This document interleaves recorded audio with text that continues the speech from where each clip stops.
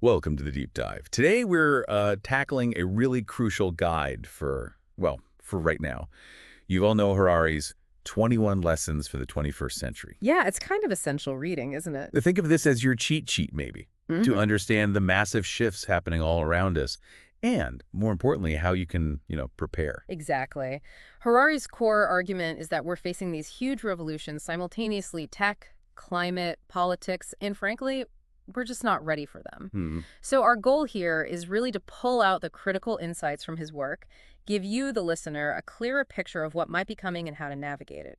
So the big question Harari asks, and what we're digging into, is basically this. With AI booming, the climate changing fast, politics feeling shaky, how do we not just survive, but actually, flourish? That's the core of it. Okay, let's unpack this then. Well, let's dive right into the fundamental challenges Harari lays out first. The first one is just this immense technological upheaval. Right. And the key lesson, the way Harari puts it, is simple. The only constant is change. Yeah. Now, when we talk tech, a major fear is jobs. Widespread job loss because of automation and AI.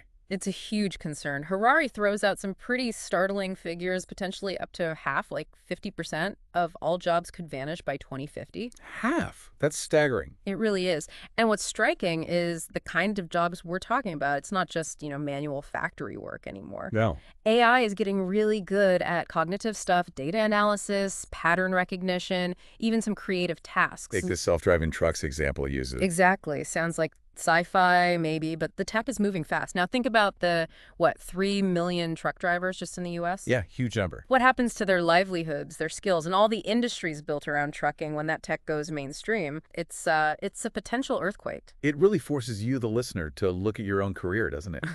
How adaptable are my skills right now Mm-hmm.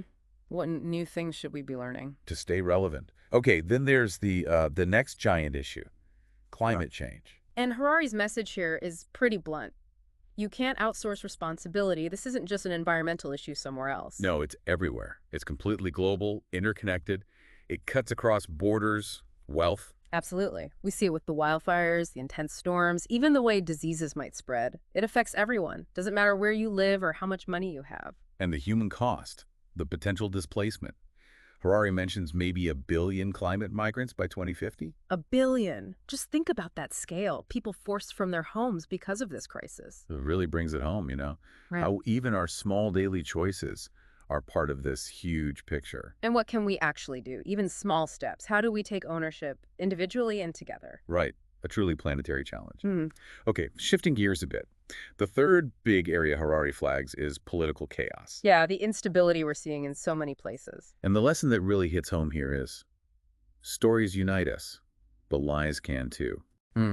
That's powerful. And we see how social media plays into this, right? It connects people, sure, but it also seems to crank up the division, what Harari calls tribal rage. It feels like we're all shouting from different bubbles sometimes. Well, yeah, and if you link this to actual events, things like Brexit or January 6th in the U.S., or the rise of these sort of strongman figures globally, They're not just isolated incidents. no, they feel like part of a pattern, a kind of fragmentation maybe, a challenge to democratic norms, definitely fueled by misinformation spreading so fast. How do we even agree on what's real anymore? It's a tough question. It really makes you stop and think, okay, where am I getting my information?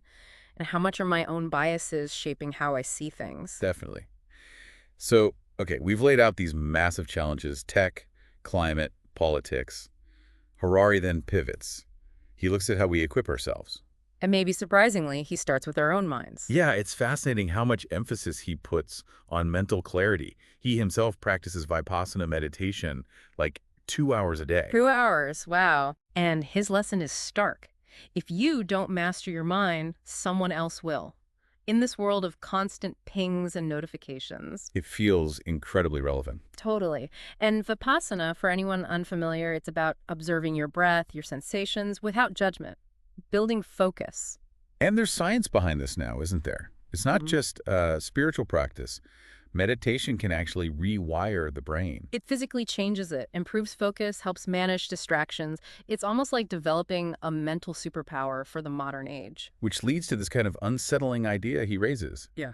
About free will. Is it maybe weakening?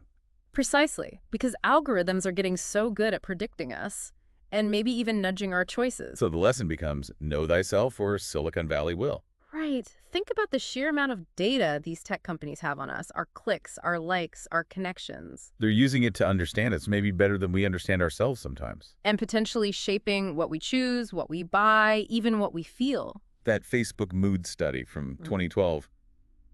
Controversial, sure, but it showed it was possible, right? To influence emotions without people realizing. Exactly. It just makes you pause and think, how aware are you of the algorithms you interact with daily, the subtle ways they might be guiding you? Yeah, what control do we really have in this data-soaked world? Which brings us to education. If we need to prepare, education's got to be part of it. But Harari argues our current system is kind of stuck. Outdated. His lesson: teach kids flexibility, not facts. Makes sense, right? Technology changes so fast, just memorizing stuff isn't the key skill anymore. It's about adapting, learning how to learn, thinking critically when things are uncertain. And you see places trying new things, like Finland with their phenomenon-based learning. What's that exactly? Well, instead of just separate subjects, kids tackle real-world topics, pulling in knowledge from everywhere, science, history, arts, whatever's needed. Yeah. It fosters a more, holistic, adaptable way of thinking. Interesting. It really makes you consider what skills matter most going forward, not just for kids, but for all of us. Yeah. Lifelong learning, right? Absolutely. Cultivating that mindset. Okay, broadening out again, Harari looks at society itself, and one point he raises is this idea of liberalism maybe being in decline. Yeah, that's a thought-provoking one. His lesson, humans need meaning, not just rights. So while liberal democracy emphasizes individual freedom, which is crucial, It hasn't always delivered a strong sense of shared purpose or community, especially for younger people, maybe. right. He cites that statistic, about Gen Z and capitalism, how a big chunk feel it does more harm than good. It suggests maybe there's a search for something more, a different kind of meaning. It forces you to step back and look at the bigger picture. Yeah. What are the core values our societies run on? Are they still working for everyone? Are people looking for something else entirely? It's a fundamental question. And building on that, Harari tackles immigration, which is often, a pretty charged topic. Definitely. His lesson here is powerful, though. Cultures can adapt if they choose to. He really tries to cut through the fear-based narratives you often hear. Yeah, he points to the evidence. The economic benefits immigration often brings new skills, innovation, growth. And he uses Canada's points-based system as an example. Right, where they actively recruit skilled workers and focus on integration. It shows it can work. Adaptation and economic contribution going together. It challenges you, the listener, to examine your own assumptions about it all, to move beyond just the emotional reactions. What is the potential when cultures mix and learn from each other? It's a question worth asking. Okay, finally, in this section on society, Harari looks at nationalism. Still a powerful force, right? Hugely. But he puts it against the backdrop of these global threats. And the lesson is stark. Walls won't stop AI or viruses. Oof. Yeah, COVID-19 made that brutally clear, didn't it? Undeniably. Our interconnectedness was just laid bare. National borders, however important for some things, were pretty useless against a global pandemic. It really highlights the limits of thinking only nationally when we face problems that cross all borders. Climate change, pandemics, AI ethics. These need global cooperation. So it makes you think about that balance, doesn't it, between national identity and the need to work together on a global scale. A very tricky balance. So, okay, after outlining all these huge challenges and giving us these ways to think about our minds and societies, Harari wraps up. But it's not really about simple answers or easy optimism, is it? Not at all. It's more like a call to be intentional. His final, maybe most crucial lesson is know what you want. In a world just drowning in information, distractions, algorithmic nudges. Clarity about your own values, your own goals, becomes incredibly powerful. He puts it perfectly. In a world of distractions, clarity is power. So the question for you, the listener, is, what does a good life mean to you? It's a direct call for self-reflection. And he even gives a practical task. Try tracking how algorithms influence your online choices for a week. Just become aware. Break out of autopilot. Exactly. And he leaves us with that massive question to chew on. Can humans control AI, or will it ultimately control us? Wow. Yeah, that's a big one. That debate is going to define so much. So in the end, Harari isn't really giving us a map with the destination marked. It's more like a compass. Yeah, or maybe a set of crucial questions we all need to be asking ourselves as we try to navigate this century. He makes it very clear. The next few decades are going to be profoundly disruptive. Things will change dramatically. Across the board, Hmm. work, society, maybe even what it means to be human.